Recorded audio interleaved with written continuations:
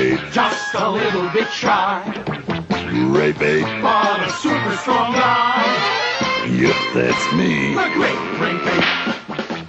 Great babe. If he comes to your town, Great babe. he will really put down Great babe. any bad guy around.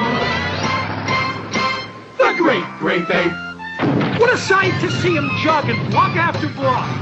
Things begin to shake and quake and rattle and rock. The big hurrah! Great babe. I do not recommend. Great He babe. is one to offend. Great babe. So be sure he's your friend. Better be sure. The great babe. Yep, that's me. Alright, let's start this one off with our heavy hitter. This is the first appearance of the great ape in comics. Yes, him and Beagley. I used to love to watch this show. Still can catch it on YouTube. Sometimes there is a gentleman, Mono Media, M-O-N-E Media. He actually does years where he actually plays full-on cartoons with commercials and everything from it. Love the channel. And with that, he does have one from, I want to say, 76 with the Great Ape one. This is Artie's. I don't know how many with this. I'm sure it wasn't just one, but it did the All-Stars. Again, it was a random find thing, so as I do, I start realizing how often these changed hands at one time, so I'm trying to pick everything up as I go. This is where my collection's really going. A lot of is to focus on childhood stuff and a handful of other. I'm beginning to look at trades, other stuff to replace comic books in which I have boxes and boxes of. Realistically, if I can keep certain comics on site, maybe like 6,000 of them, and the rest actually have handfuls of trades to actually allow me to read through Fantastic Four and stuff like that, and all those other ones. I kind of go in that direction now. I think it's easier to move, do stuff, clear out space. I just got too much going on. So, but this stuff, you don't really get trades of, and it's just beautiful stuff. We all like Top Cat. This is all the Gold Key Top Cat. And again, every attempt will be to try to put together the most extensive Hanna-barbera run I can get. This is one of their earliest ones that they did at Hanna-barbera. This is a 10-cent one. This is Rough and Ready. And yes, that is a very early one for them. I want to say it is their first one after they left MGM or it was. And we have one of my favorite shows to watch was the Jetsons. This is Gold Key. Always liked the concept of the future and sci-fi related stuff, but I thought the Jetsons was really neat. The idea, Rosie and everything else and stuff. This one, even though rough, is a beautiful one. And again, you notice the colors aren't exactly right for the show, but then we move over to our Charlton ones. Rosie's heading off to a holiday on Mars. It's just neat stories. The idea you get to watch, the cartoons live as you see it, but then to be brought to life again. Extra episodes that you don't get, I think is what I like to think of as these. Elroy catching a star. Because any of this, if you look at Batman Adventures, whether it be Space Ghost, whether it be the Great Gazoo books, it doesn't matter. It's actually just extensions of episodes in which you cannot get normally. So, they done snatched them some hot dogs. and took them with them. I always like how they always had these floating food vendors or, other stuff or different signs. It just, when you look at Back to the Future, that was 2015. I want to say this was supposed to be closer to 2100. So this is at least much further away before we see it. Now, DC did Cartoon Network Presents. They did a Toonami, which again was the name of a show that Cartoon Network had.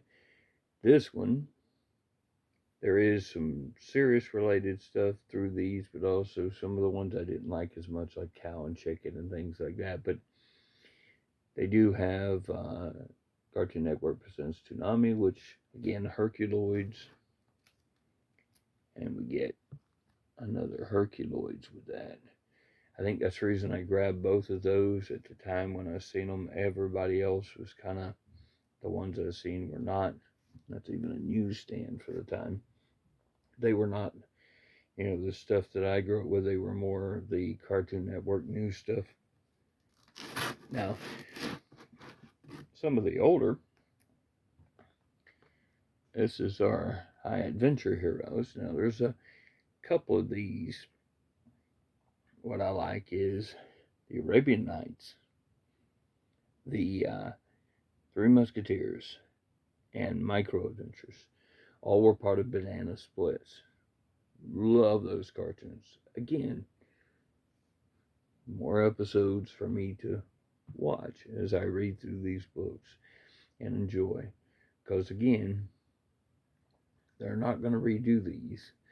And, you can buy sometimes the DVD sets and stuff, but sometimes you won't even get the full-on setup the way they did it originally, because I bought the Plastic Man set years ago, and it didn't have any of the live action stuff, which was very disappointing because I liked the live action segments in between, and it kind of made it feel different, and it was just neater that way. Now, another one I love to watch, Speed Buggy. Now, that is my low grade number one, but it is the first appearance of Speed Buggy in comics. However, I seen a deal with this beautiful one, much higher grade, along with another book somebody was selling, because I was being picky at looking and found this, and it is actually probably, way higher grade than the other one was. And number 5. I do not see Speed Buggy out much. Anytime that I get a chance to, I buy it if I see it. Low or high grade, doesn't matter. Even if I got to double up. Sometimes it's just the way it is. And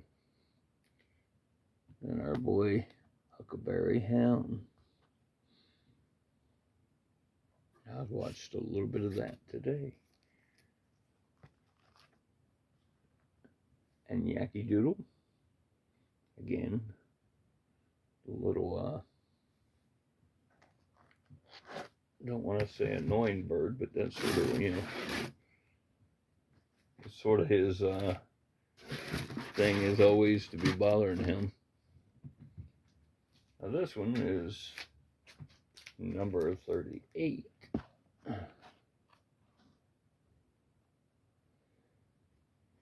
Now, look at him.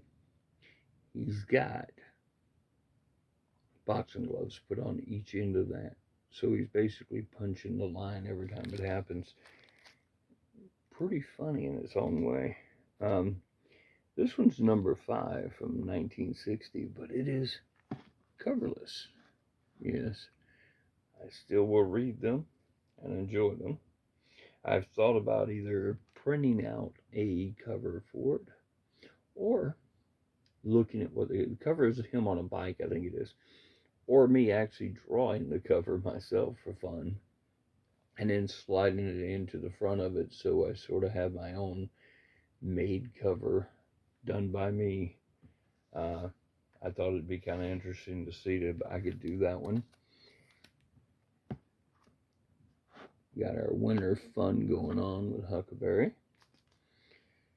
Um, you notice they're down there getting ready to slingshot him with that snowball. I love winter covers. I think it's real neat. It's probably growing up in Florida and never really having, quote, winter. Um, Not the way the other kids did. And then Huckleberry Hound got a little bit of Yogi Bear there with him. He's kind of jumped underneath his end of his tuba. Now this is another show that I really enjoyed. And again, I've got the DVD set, but it didn't last super long. But that is the Funky Phantom. And that is the first appearance of the Funky Phantom in the game. Again, if you look, brand new. Gold Key would do that on all their new books as they brought them out when it's the first one they would do. As you see in this one, he does not exist. Now this one, same one, but somebody stamped a little mouse.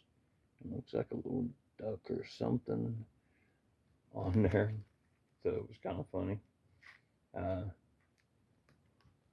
this one's got the dust shadow, but it's still mine. Like he's scaring himself. Again, these are just extra episodes for me to watch. Because guess what? I've got 2 of these. Alright, well that is it. I hope you enjoyed them. That's 1 box. I am looking, I've got 2 more Hanna-barbera boxes, and I'll probably break them out and do the same thing with them, break them up into videos. I'm going to post each of these videos, maybe 1 a day, and just try to keep them updated and let y'all see some of this stuff. I appreciate everybody watching. I appreciate everybody's likes, thumbs up, comments. And in this, on any of these videos I just posted, what's your favorite? Who's your favorite Hanna-barbera character? Who's your favorite cartoon character altogether?